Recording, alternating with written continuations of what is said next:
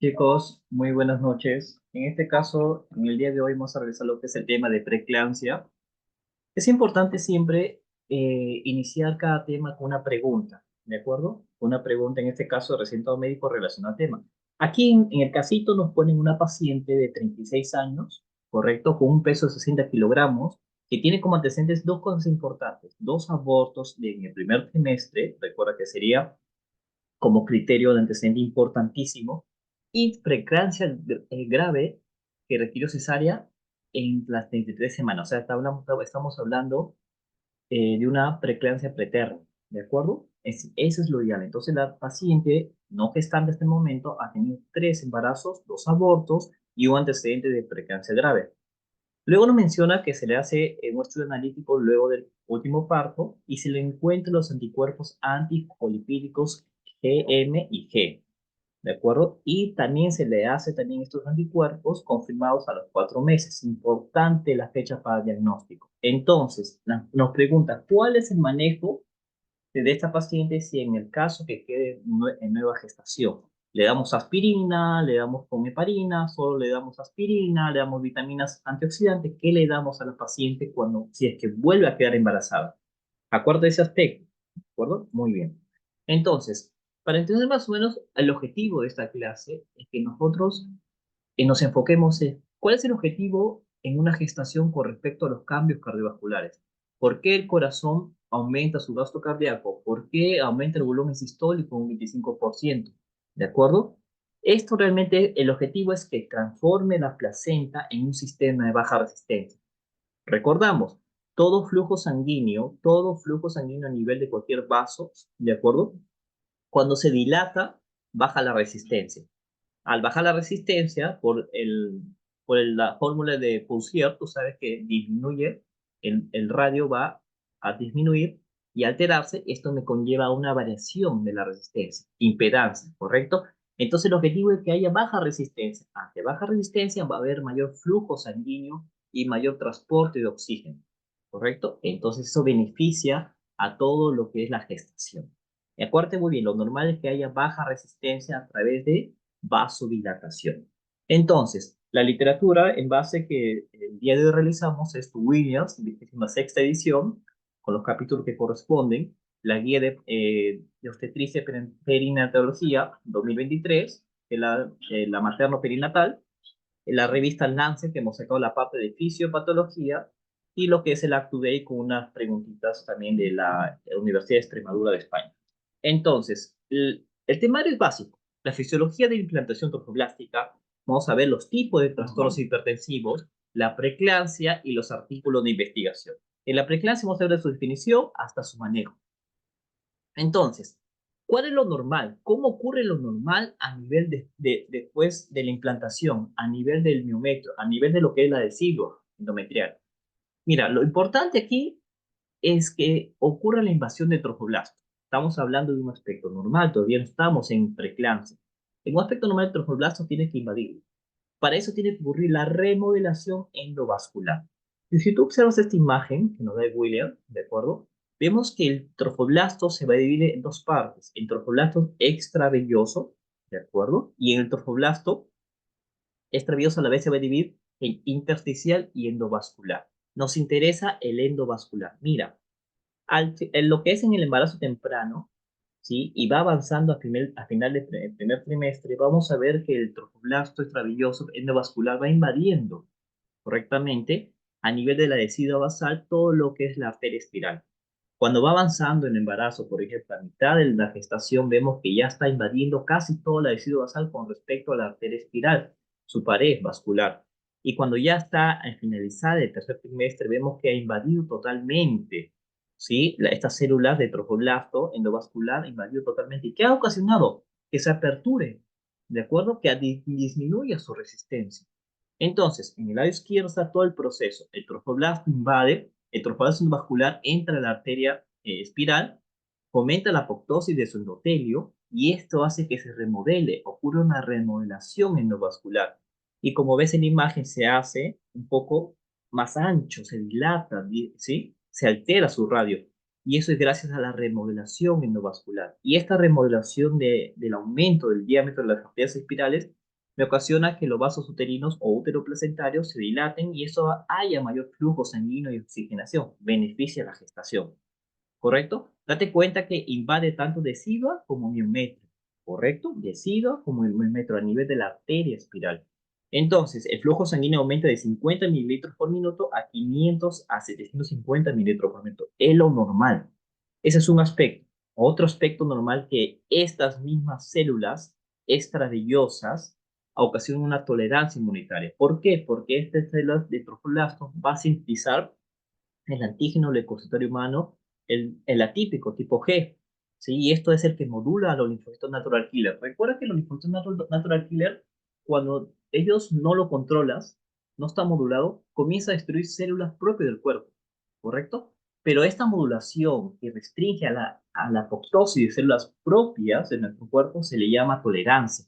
Entonces, esta tolerancia inmunitaria materno-fetal es gracias a la producción de antígeno leucocitorio humano tipo G y por lo tanto también se relaciona el proceso del linfocito helper 2 en relación con helper 1, ¿correcto? Y esto es lo que hace la tolerancia inmunitaria trofoblástica. Entonces, lo normal que es que hay una remodelación endovascular para que aumente el flujo sanguíneo a través de la arteria espiral y ocasione también la tolerancia en los mismos trofoblastos extravellosos, ocasiona la tolerancia inmunitaria del trofoblasto, una buena tolerancia inmunitaria materno-fetal. Muy bien, eso es lo normal. Vamos a ver, ahora, en los trastornos hipertensivos nosotros nos interesa cosas puntuales. La hipertensión crónica, la hipertensión gestacional, el síndrome de preeclampsia, ¿sí? Y eclampsia, que hoy solo vamos a tocar preeclampsia, y lo que es preeclampsia superpuesta a hipertensión crónica. Esta última se relaciona que cuando tienes un paciente, de acuerdo, que ya tiene una hipertensión antes de la gestación o al inicio de la gestación, se identifica en el monitoreo, de acuerdo de la gestación, se identifica un aumento repentino de su presión arterial o un aumento repentino también de la proteína en orina, y esto me lleva al diagnóstico de preeclampsia superpuesta a hipertensión crónica. Entonces, ya en la relación y definición de síndrome de preeclampsia, es importante definir lo que es proteinuria, hipertensión gestacional, síndrome preeclámpsico.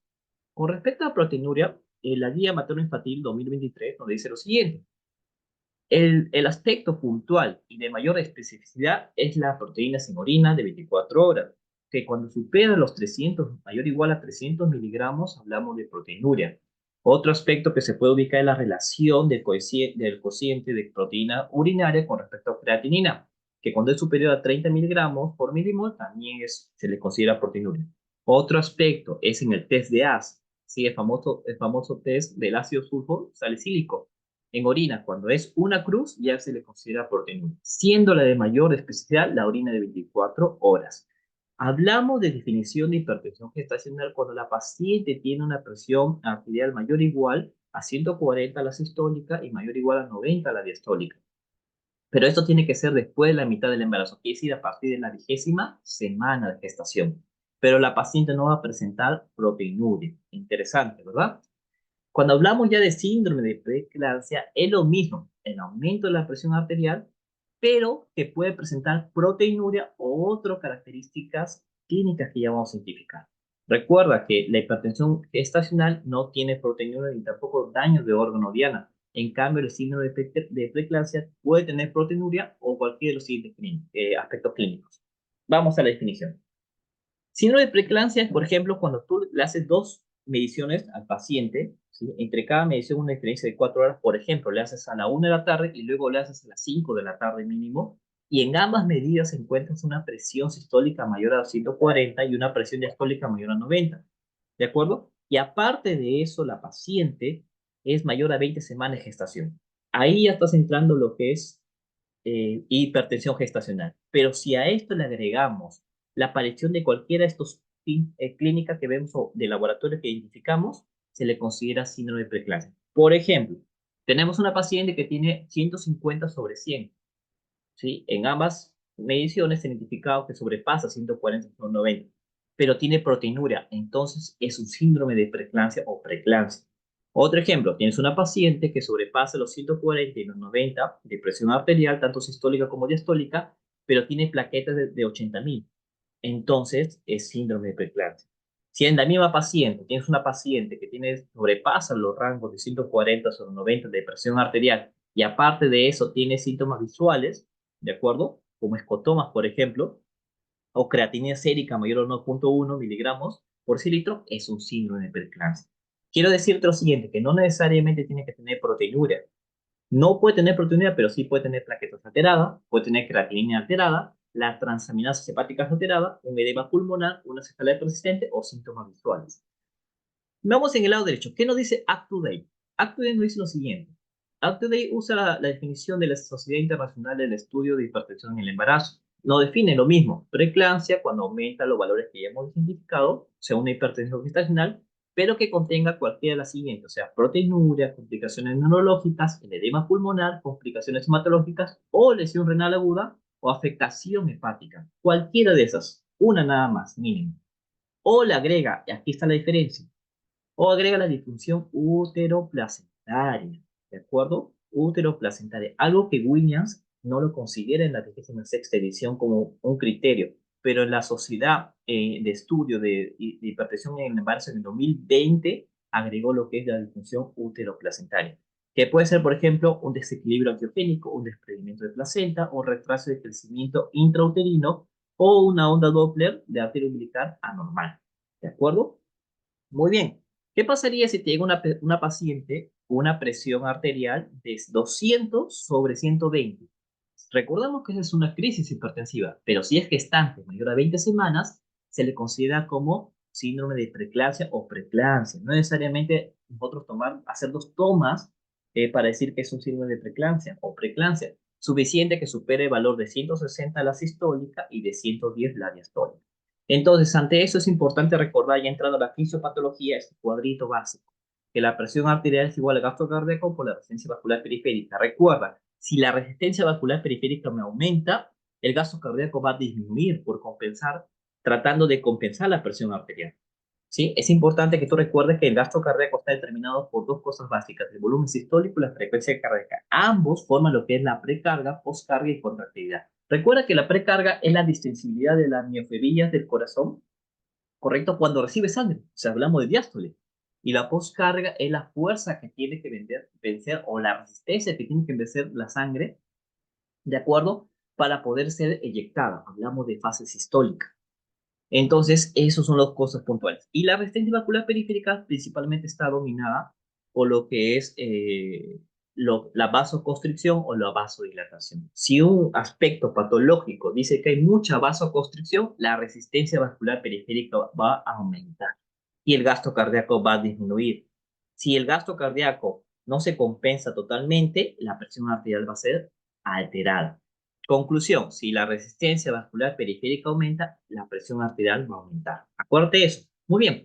Entonces, con lo explicado anteriormente, en el aspecto normal, diapositivas atrás, vamos a ver el aspecto patológico. ¿Sí? Tanto la revista Lancet, ¿correcto? Y lo que corresponde al William, ¿sí? Me divide en dos fases. La fase de síndrome placentario y la fase 2 de síndrome materno. El síndrome placentario es todo lo que hemos hablado de trofoblasto. Recuerda que trofoblasto se va a dividir en extravelloso y este extravelloso se va a dividir en lo que es endovascular. Acuérdate con esa idea. Entonces, mira lo que pasa acá. Observamos. Acá ya lo patológico, ya estamos en lo patológico, estamos en preeclampsia. Mira, lo normal es que llegue hasta abajo, ¿verdad? Hasta la parte de la decidua y lo que es el miometrio. Este es el miometrio, ¿sí? Estoy señalando, decidua, miometrio. Lo normal es que las células perivasculares de trofoblasto invaden, ¿de acuerdo? Invaden el aspecto endovascular a nivel de miometrio. Pero ¿qué pasaría si no llega al miometrio? Solamente se ubica en la parte periférica, en la parte endotelial, ¿sí? Del vaso sanguíneo, de la arteria espiral. Mira lo que ocurre. ¿Qué va a ocurrir? No va a ocurrir en la remodelación endovascular. Va a ser una remodelación endovascular incompleta. ¿Y recuerdas cuál es el objetivo de la remodelación endovascular? El objetivo es vasodilatar. Entonces no se va a poder vasodilatar y las arterias espirales se van a hacer estrechas. Recuerda que ¿cuál es el objetivo cardiovascular en la gestación? Es aumentar la vasodilatación para disminuir la resistencia. En cambio, acá no va a poder ocurrir eso. Y al no poder ocurrir eso, va a ser un estado de estrechez de arterias, una vasoconstricción, un vasoespasmo. y esto ocasiona una hipoxia. Es un aspecto, estamos en la fase de síndrome placentario. Recuerda la tolerancia que hacía los trofolastos a producir el antígeno leucocitorio humano tipo G. Recuerda, en los pacientes, exactamente los fetos de trisomía 13, en el 40% van a presentar un factor antiangiogénico, que es el gen de tirosina sinasa tipo 1, similar al FMS soluble. Y a la vez el embarazo molar, sea una enfermedad trofolástica, me va a conllevar que se produzca menor cantidad del antígeno leucocitario humano tipo G. Y esto va a disminuir la tolerancia. ¿Qué quiere decir? Que las células natural killer van a comenzar a atacar células propias, maternas y fetales. Y esto va a hacer que haya un rechazo agudo del injerto. Y a la vez, el HER1, que es el aspecto inflamatorio, va a ser mayor que el HER2. Recuerda que era al revés en el aspecto fisiológico, ahora es al contrario. Entonces hay una tolerancia inmunitaria disfuncional, que junto con los factores genéticos, que tiene que ver de madre a hija, mayormente en 40% la incidencia, y en mujeres afroamericanas. Perfecto. Ahora vamos con el síndrome materno. En el síndrome materno el objetivo es básico, dice la revista Lancet. Te dice bien claro que aumenta lo que son los factores antiangiogénicos, las proteínas antiangiogénicas. ¿Cuáles? Vamos a ver. Mira, aumenta la tirosina quinasa 1 soluble, aumenta. Aumenta la endoglina soluble, aumenta. Y disminuye el factor de crecimiento placentario. Este factor de crecimiento placentario llamado PIG o PIF, como quieres llamarlo, este aspecto es importantísimo para el crecimiento fetal. Por eso cuando esto disminuye, estamos en preeclampsia, en la fase de síndrome materno, en la fase 2, vas a darte cuenta que está relacionada con el retraso de crecimiento intrauterino. Muy bien, ¿qué pasa con estas moléculas antiangiogénicas? Simplemente me va a ocasionar que produzca tromboxano A2. Acuerde, por favor, del tromboxano A2, porque ahí va a actuar la aspirina. Acuerde muy bien, ¿sí? Por lo tanto, estas moléculas antiangiogénicas liberan tromboxano A2, las citoquinas proinflamatorias y también el mismo tirosina quinasa no soluble. Y esto me va a conllevar a una disfunción endotelial sistémica. Entonces el endotelio ya no va a poder hacer sus funciones normales. ¿Cuáles son sus funciones normales del endotelio? Recuerda que produce óxido nítrico. ¿Y el óxido nítrico qué te hace? Vasodilatación. Entonces va a disminuir el óxido nítrico. Y a la vez va a aumentar la secreción de factores de sustancias coagulantes. ¿Sí? Y va a aumentar su acción vasopresora. Por lo tanto, el objetivo de este síndrome materno en preeclampsia es que haya un vasoespasmo y a la vez me haya un aumento de infiltrado de fibrinógeno y plaquetas, que junto con esto de aquí me va a ocasionar una isquemia uteroplacentaria y también una hemorragia.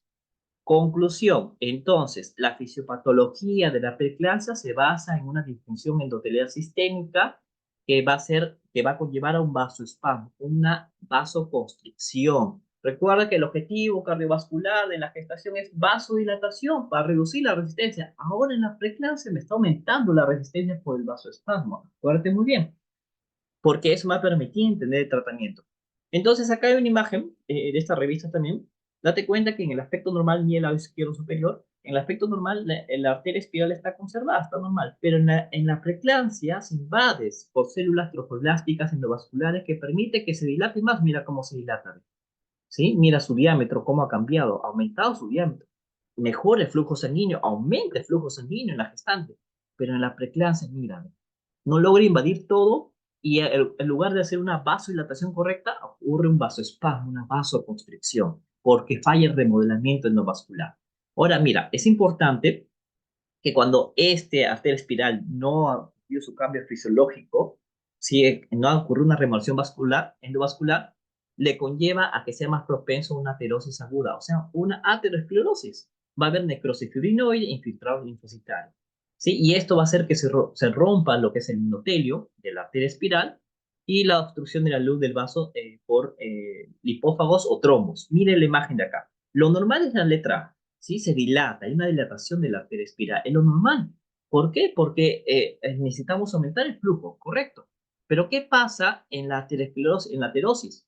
Por la preeclampsia. Mira, hay una aterosis y una obstrucción, ¿sí? Exacto. Entonces, hay un vasoespasmo exagerado. En la parte inferior observas, mira la necrosis fibrinoide que hay, y también el aspecto de los lípidos, cómo comienzan a invadir, formando células espumosas, toda la fisiopatología de la aterosclerosis que conocemos.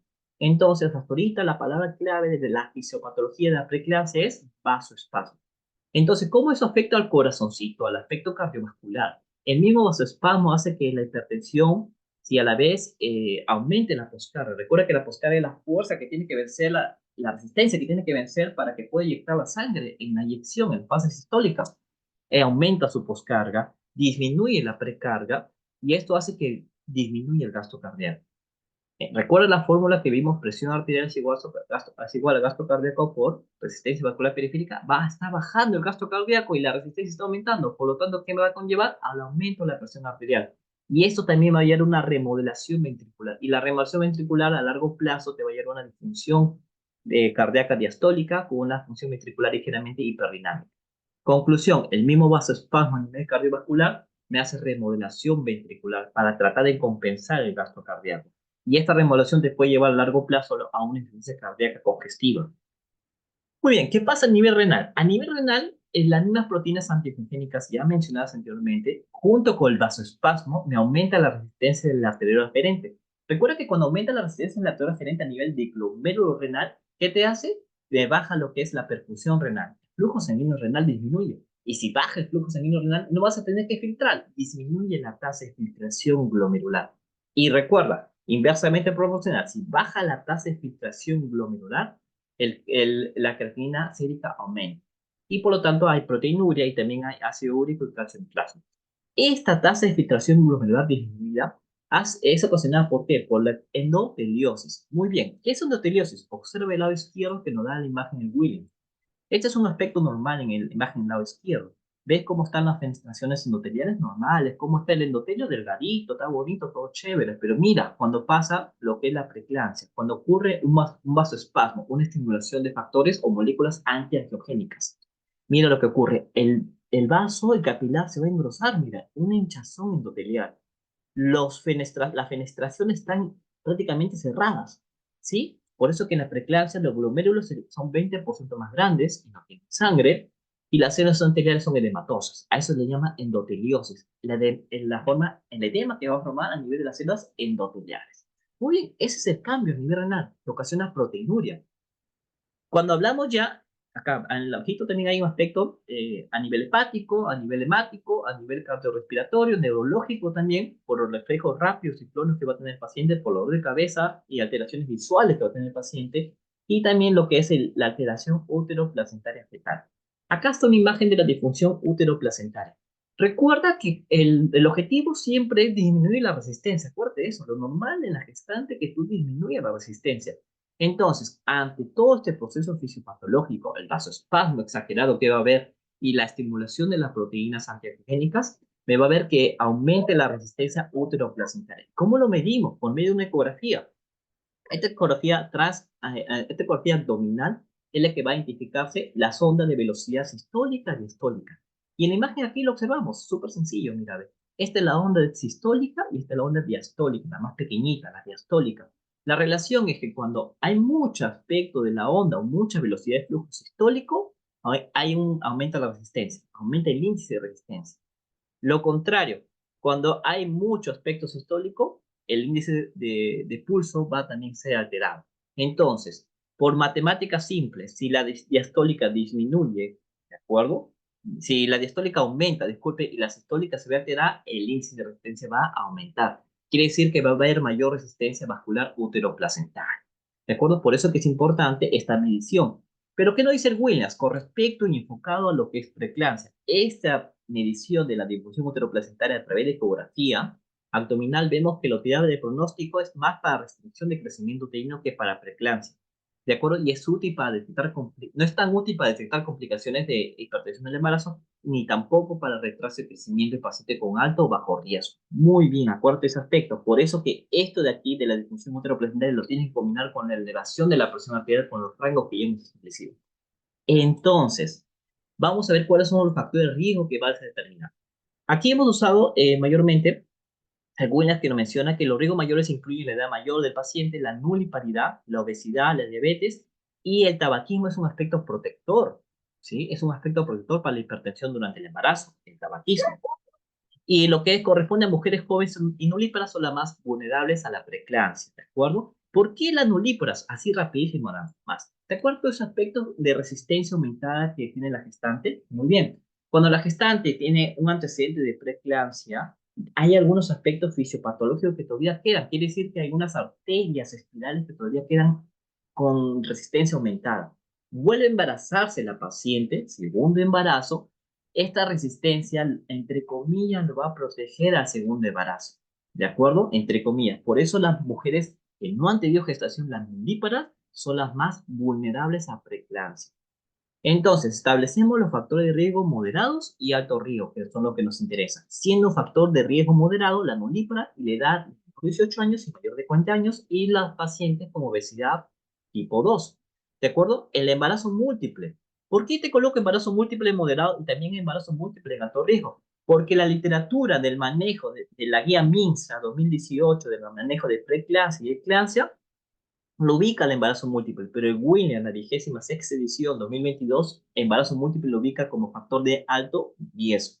Pero el principal factor de alto riesgo es un trastorno hipertensivo en embarazo anterior, que tiene una recurrencia de hasta el 65%. Otro aspecto que tenga una enfermedad autoinmune. Si tú ves una paciente gestante que tiene un síndrome de antifosfolipídico, tiene lo que es lúpulo eritematoso sistémico, es un factor de alto riesgo, lo comienza a convertir a la gestante en una gestante de alto riesgo para preeclampsia. O sea diabética o tenga una hipertensión crónica. Perfecto. Ya está, o sea, quiere decir que sea hipertensa antes de que esté embarazada. Es un factor de alto riesgo. Entonces, cuando tú defines un paciente de alto riesgo, es que tiene que presentar un factor de alto riesgo o dos factores de riesgo moderado. Acuérdate de eso. También los mismos factores, disculpan, las mismas moléculas antiangiogénicas aumentan el riesgo de preeclampsia. Por ejemplo, el SFLT, que es la tirosina quinasa tipo 1, este aumenta el riesgo de preeclampsia en un 39%, mientras que la otra SNG aumenta un 74% el riesgo de preeclampsia. Muy bien, ¿cómo diagnosticamos exactamente? Vamos por hipertensión gestacional. Recuerda que la hipertensión gestacional lo vimos en las definiciones. Hay un aumento de presión arterial sistólica mayor de 140 y mayor o igual a 90, ¿de acuerdo? Pero esto después de las 20 semanas, después de la 20ª semana, pero sin proteinuria. Si la presión arterial, supongamos, tu paciente ya ocurrió toda la fase de labor de parto, ya ocurrió el alumbramiento, está en puerperio, si entra puerperio. Si la presión arterial vuelve a la normalidad antes de la de la 12ª semana, o sea, antes de la 12 semana de posparto, se le considera una hipertensión transicional. Pero si la paciente ha pasado 3 meses del parto y sigue hipertensa, se le considera hipertensión crónica.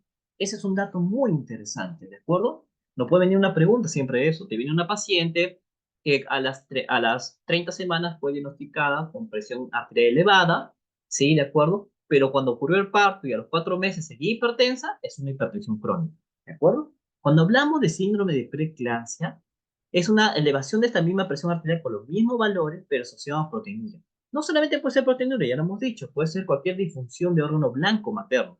Por ejemplo, puede ser riñón, puede ser lo que es el mismo aspecto cerebral, ¿de acuerdo? O una disfunción útero-placental. Y acá lo clasifican dos, sin criterio de severidad, con criterio de severidad. Ya vamos a ver cuáles son los criterios de severidad. Sí, y es importante que cuando hablamos, un criterio de severidad muy importante es la presión sistólica como si fuera una crisis hipertensiva, sea mayor o igual a 160 y mayor o igual a 110 la diastólica. Cuando tienes una paciente con síndrome de preeclampsia, tú tienes que estar vigilando constantemente. ¿Qué le vamos a pedir? Examen de laboratorio. Le pedimos hemograma, le pedimos examen de orina a la paciente, ¿de acuerdo? Le pedimos prueba de función hepática y la prueba de función renal. ¿De acuerdo? Si todo eso hay que pedirle para ir monitorizando constantemente a tu paciente, ¿de acuerdo? Si está en bajo riesgo, ¿correcto? Si está en alto riesgo, igual lo tienes que monitorizar de forma estricta. Vamos a ver cómo lo vamos a monitorizar. Primero, vamos a ver cuáles son los criterios de severidad o criterios graves. Mire el lado izquierdo de la diapositiva. Vas a identificar, ¿sí? Vas a identificar los criterios no graves y graves. Y grave, lo más importante, es la sistólica y la diastólica. La diastólica mayor de 110, la sistólica 60. Y vas a ver que si el paciente tiene alteraciones visuales, también es un criterio grave, ¿de acuerdo? Pero la proteinuria no se le considera ni grave ni no grave, ¿de acuerdo? ¿Sí? Muy bien. Entonces, ¿cuáles son los criterios graves? Principalmente la elevación de la presión arterial mayor a 160/110, la diastólica, en dos ocasiones, la disfunción del sistema nervioso central, por ejemplo, puede ser una alteración cerebral o visual, las anomalías hepáticas, ¿de acuerdo? Alteración de la transaminasa o un dolor intenso que tenga la paciente en el cuadrante superior derecho o epigástrico, la misma trombocitopenia o el dolor de la función renal o el edema pulmonar. La Sociedad Internacional de Hipertensión en Gestación se refiere también con la Sociedad Española de Ginecobstetricia, nos dicen que a esos criterios de seguridad ya mencionados le agreguemos la disfunción útero-placentaria. Por ejemplo, acá está el desprendimiento prematuro de placenta, ¿sí? Y tal lo que es el retraso de crecimiento uterino, asociado a lo que es la arteria umbilical anormal en el ecodoppler, y el mismo óbito fetal también. Importante, agregamos lo que es la disfunción uteroplacental. Correcto. Cuando hablamos de prevención, hablamos que en todas las gestantes tiene que hacer un ejercicio físico de menos 3 días por semana. Citamos para pacientes que tienen, por ejemplo, factores moderados de preeclampsia, ¿de acuerdo? Entonces hacemos examen físico, administración de calcio. Recuerda que la administración de calcio es a partir de la 14ª semana. En los gestantes con alto riesgo, que dicen de los factores de riesgo que hemos identificado, por ejemplo, un antecedente de preeclampsia, le damos aspirina a la paciente, ¿sí? Con 150 miligramos por día a partir de la 12ª semana. No se le da antes, se ha demostrado que no se le da antes, y antes de la semana 16, ¿correcto? Hasta la semana 36 de gestación esta aspirina. Recordando que esta misma aspirina reduce el riesgo de preeclampsia prematura, ¿de acuerdo? O sea, antes de la 37 semana de gestación, pero no la preeclampsia de término, ¿de acuerdo? Muy bien. El mismo Williams te dice, te habla de las vitaminas antioxidantes, todo eso, y también te lo dice el Williams, te lo dice la guía materno-infantil 2023, te menciona que la vitamina C, D y E no están recomendados, ¿sí? Como prevención en la preeclampsia. En el manejo de consultorio externo, en la predicción de preeclampsia vemos en el primer y segundo trimestre. En el primer trimestre mayormente hacemos un tamizaje entre la 11ª y 14ª semana, ¿de acuerdo? Con todo lo que es aspecto de la presión arterial media, con índice de pulsatilidad, ¿sí? Y también una proteína placentaria asociada al embarazo con su factor de crecimiento placentario, que como el factor que está relacionado con el aspecto angiogénico, ¿de acuerdo? Si se puede hacer eso, se le hace a la paciente. En el segundo trimestre, el tamizaje es entre la 20ª semana y 24ª semana. Acuérdense muy bien ese dato. ¿Sí? Y aquí le hacemos también los factores de riesgo clínico que ya hemos mencionado. O sea, le pedimos su hemograma, le pedimos su perfil renal, le pedimos su afectación hepática, todo lo que hemos mencionado anteriormente. ¿De acuerdo? Y si está disponible, pedimos los factores antiangiogénicos. Que cuando, por ejemplo, la relación de este factor antiangiogénico, ¿sí? SFLT con PLGF es mayor a 85, es un aspecto de alto riesgo, ¿sí? Especialmente en las menores de 34 semanas. Acuérdate los angiogénicos, nos vas a hablar bastante. Ya, muy bien. Entonces, en consultorio externo, ¿sí? En un paciente con preeclampsia sin criterio de severidad y un paciente hospitalizado sin criterio de severidad, lo importante es administrar su medicamento antihipertensivo. Recuerda, ¿cuál es el objetivo acá de la fisiopatología? La fisiopatología hay vasoconstricción, ¿verdad? Vasoespasmo. Hay que evitarlo. ¿Con qué fármaco lo invitamos? Aquellos que bloqueen la acción de vasoconstricción. Recuerda, la vasoconstricción está medida por qué? Está medida por la acción simpática. Entonces hay que dar a aquellos fármacos que bloqueen el aspecto simpático, que bloqueen el aspecto adrenérgico.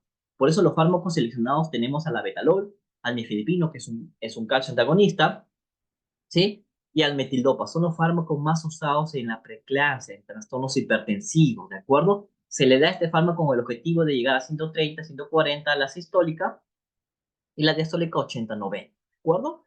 En el examen de sangre vamos a pedirlo semanal, ¿sí? El monitoreo fetal al menos cada 2 semanas, ¿sí? Y esto hay que evaluar el crecimiento fetal y también al menos el doble de la arteria umbilical y los múltiples vasos como también la arteria uterina, ¿de acuerdo? Y en gestantes menor de 32 semanas es importante adicionar en la ecografía el ductus venoso, especialmente en el retraso de crecimiento intrauterino.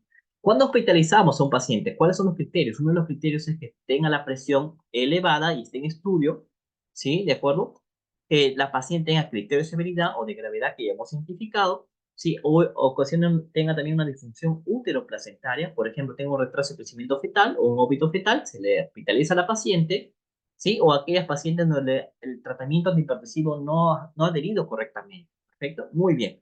Y con respecto ahí mismo al paciente hospitalizado, los objetivos son lo mismo. Lo que va a variar especialmente es el aspecto del monitoreo materno. El monitoreo materno, mayormente, el examen de laboratorio tú lo vas a hacer exactamente al menos 2 veces por semana. ¿Y qué le vas a pedir? Lo que hemos visto, su hemograma, ¿sí? Tu perfil renal, tu perfil hepático, exactamente, ¿sí? Y todo lo que tenga que ver con las plaquetas. Muy bien, eso es lo que es el manejo en pacientes sin criterio de seguridad. Cuando tienes un paciente con criterio de seguridad, es importante que tú identifiques el manejo hospitalario. El objetivo, recuerda que cuando hay un paciente que llega con preeclampsia, o sea, el diagnóstico ya tienes claro, ya hay presión arterial con daño de órgano, Diana, de la materno, vas a ver que vas a preguntar, ¿tienes signo de severidad? No. Si no tienes signo de severidad, entonces tú puedes esperar para el parto hasta la 37 semana de gestación. Le das corticoides para madurar su pulmoncito, le puedes agregar tocolíticos para ayudar a esta maduración, monitorizas al óvulo blanco y evalúas un aspecto de monitoreo de bienestar fetal. Pero si tiene el signo de severidad, entonces ves en qué semana de gestación está. Si la semana de gestación está entre las 24 y 34 semanas, damos sulfato de magnesio para neuroprotección, damos corticoides con sus tocolíticos y hacemos la prueba de laboratorio en busca de síndrome de Hertz. Importantísimo, esta prueba tiene que ser diaria. Y interrumpimos el embarazo a los 2 días, a las 48 horas, ¿de acuerdo? Con respecto a sulfato de magnesio, tú le das 10 gramos de sulfato de magnesio por 50 mililitros de cloruro de sodio a 9 por 1000, ¿sí? En Volutrol. Lo monitorizas, este sulfato de magnesio, con reflejo rotuliano, por ejemplo, o diuresis diaria. ¿De acuerdo? Y si hay una sobredosis, le das gluconato de calcio al 10%, en un apoyo de 10 mililitros endovenoso, si hay sobredosis de sulfato de magnesio. ¿Qué pasaría si es menor de 24 semanas, por ejemplo, tiene 22 semanas de gestación o tiene 37 semanas de gestación? Hay que interrumpir el embarazo inmediatamente administrando también sulfato de magnesio. Ese es el dato importantísimo. ¿Qué nos dice la guía de manejo de prevención y manejo de preeclampsia y eclampsia 2018? Nos dice que si el paciente, lo mismo que hemos visto en el algoritmo, si la paciente está en gestación y tiene preeclampsia con signo de severidad, en menos de 24 semanas hay que interrumpir el embarazo, porque hay que priorizar la salud de la madre. Hay que priorizar la salud de la madre. Pero si está entre las 24 y 23 semanas, ¿sí? 6 días, hacemos una conducta expectante. La conducta expectante significa que la gestante la vamos a monitorizar. La vamos a monitorizar, ¿de acuerdo? Sí, y le vamos a dar sus sulfato de magnesio, sus corticoides y monitoreo para pruebas diarias para busca de síndrome de Hertz. Muy bien, ya está. Aquí vemos en el aspecto de los fármacos, en un aspecto de una hipertensión grave. Una hipertensión donde tenga mayor a 160, 110, estamos hablando de un experto de una hipertensión severa, ¿de acuerdo? El objetivo es que sea menor a 130, 140 y de menor a 80, 90, lo que corresponde a la diastólica y sistólica correspondientemente. ¿Qué le damos? Principalmente de primera línea es el nifedipino, ¿de acuerdo? De vía oral. Luego podemos dar el abetalol, por si no responde. Importante, el difenipino puede causar cefalea materna y taquicardia, ¿sí? Y aquí están los pasos que le vamos a dar del minuto cero. En el minuto cero le damos 10 miligramos, a los 30 minutos de otros 10 miligramos. Y a la hora y media o al 60 minutos de la última dosis de 30 minutos le damos 10 miligramos. ¿De acuerdo? Pero si le das la betalol endovenoso, tienes que tener mucho cuidado también. ¿Por qué? Porque recuerda que hace la betalol, bloquea beta adrenérgico, por lo tanto me va a afectar lo que es la constricción, la vasoconstricción o la constricción del músculo liso de los bronquios, por lo tanto están contraindicados en pacientes con asma, ¿sí? O contraindicados en pacientes con falla cardíaca no controlada. Muy bien. Acá vemos los fármacos con sus relaciones, por ejemplo, la betalol, sabemos que se bloquean los adrenérgicos, especialmente alfa 1 y beta 1, y beta 2, y el difenipino que hace calcio antagonista, recuerda, esto relaja el músculo vascular coronario. El metildopa que hace estimula los alfa adrenérgicos centrales y esto me hace que se produzca una disminución de flujo sanguíneo simpático hacia el corazón. Muy bien, en los artículos de investigación habla mismo, vamos a hablar de lo que son este PIF. Este PIF se le realiza, si se puso como complemento diagnóstico. Este estudio de la revista de obstetricia y ginecología me dice que sí se puede ser como complemento, lo menciona en la conclusión. Y aquí ya estamos hablando de los que son fármacos, por ejemplo, la pravastatina, la metformina, que mejora y reduce la secreción de factores antibiogénicos. La metformina, imagínate, para mitigar la disfunción endotelial, igual que la sulfalacina. Y terminamos con los estudios que están en la intervención 4, que están en el estudio en el estado de reclutamiento, que se notificó años atrás que la metformina prolongaba el embarazo 7 a 6 días y aumentaba el peso, algo que no hacía la betalol.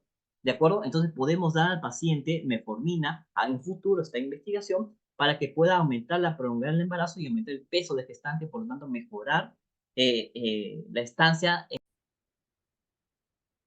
Entonces, chicos, acuérdate muy bien que en la actualidad el tratamiento que se está proyectando para tratar una preeclampsia prematura, ¿de acuerdo? ¿Sí? O pretérmino, es la metformina.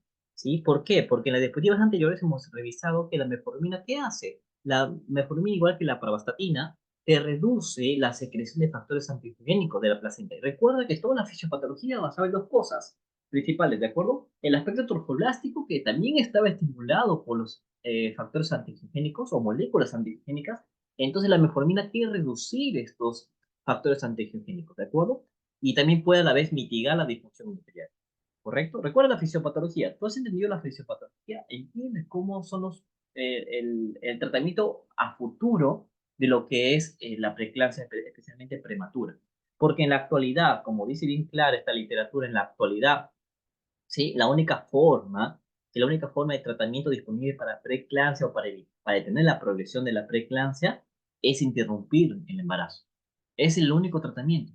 Y a futuro se quiere agregar la metformina para que la metformina en estudios que ya se han confirmado, de acuerdo, por ejemplo, en el estudio de ensayo de preeclampsia de intervención tipo 2, el PI2, de acuerdo, hace que, por ejemplo, se le administró metformina a la paciente de forma prolongada y se asoció que el embarazo se podía prolongar 7 a 6 días más. Y eso beneficia. ¿Por qué te digo eso? Porque supongamos que tengas una paciente que esté en la semana 32, ¿correcto? En la semana 32 lo que es manejo expectante, ¿ya? Pero si no tiene factores de riesgo, pero si tuviera factores de riesgo, lo que tú vas a hacer es tratarlo más pronto, ¿de acuerdo? Inducir, disculpe, ocasionar el parto una vez, interrumpir el parto. Es lo que tú quieres, interrumpir lo que corresponde al embarazo, término correcto. Es interrumpir lo que es el embarazo, ¿correcto? Pero gracias a la metformina se puede prolongar. Está, por ejemplo, en la semana 30-32, puede llegar hasta 37 a 38 días, justamente para que pueda hacer tranquilamente un parto vaginal. Y a la vez se ha encontrado que aumenta el peso al nacer fetal. ¿De acuerdo? Hasta 110 gramos de media. Correcto, es bastante. Y sí, es bastante. Entonces, esto de aquí, el ensayo de la preeclampsia de intervención 2 ha demostrado que la metformina puede ser un tratamiento modificador de la enfermedad para la preeclampsia prematura. Preeclampsia prematura. En la actualidad se está terminando el ensayo de la preeclampsia intervención 3, pero esta vez en Sudáfrica. ¿De acuerdo? A futuro se quiere hacer lo que es la intervención 4. Este artículo de Clinical Case menciona, de Xavier nos menciona, que lo con respecto a la intervención 4 está en fase 3.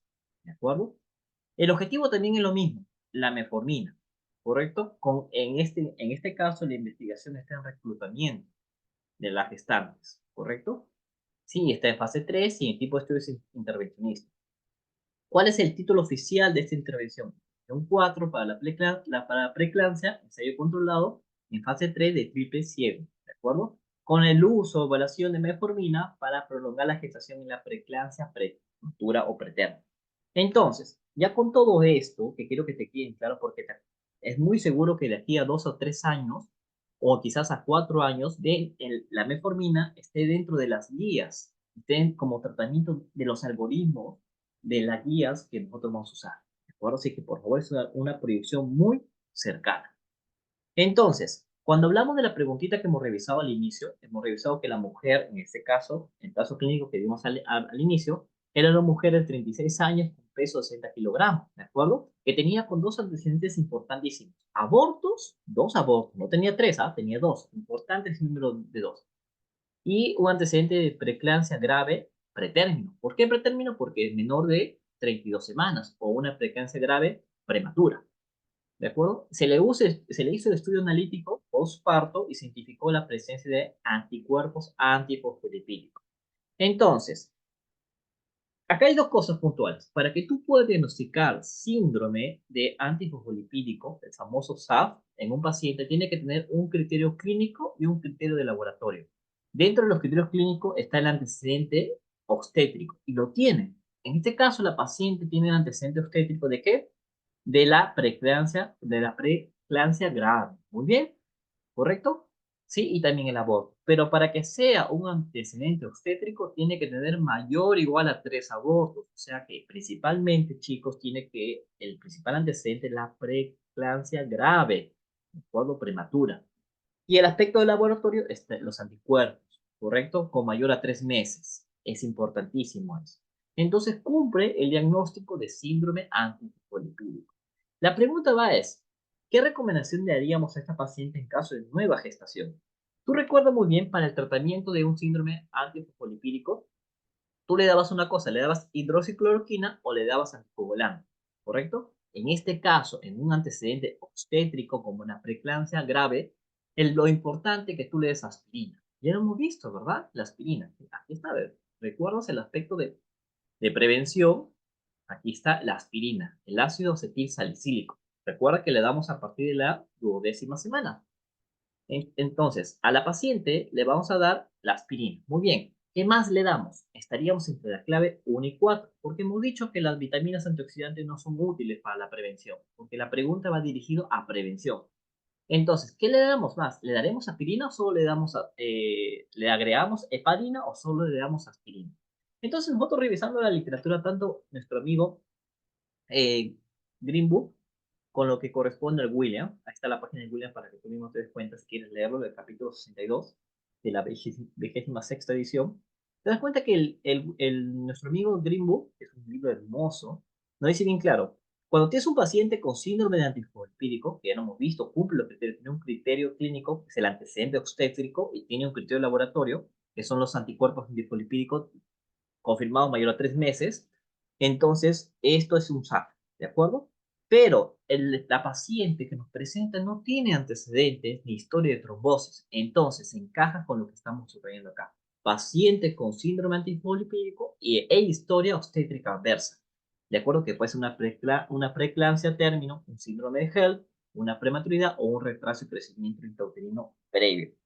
No tiene historia de trombosis, perfecto, entonces encaja en este cuadro. ¿Qué le damos? Si la pregunta va dirigida a una nueva gestación como profilaxis, sería en el embarazo una aspirina 100 miligramos al día y una heparina de bajo peso molecular profiláctica, que es la más usada, es la enoxaparina. Recuerda que la dosis de enoxaparina es hasta 0,6 miligramos por kilogramo por día.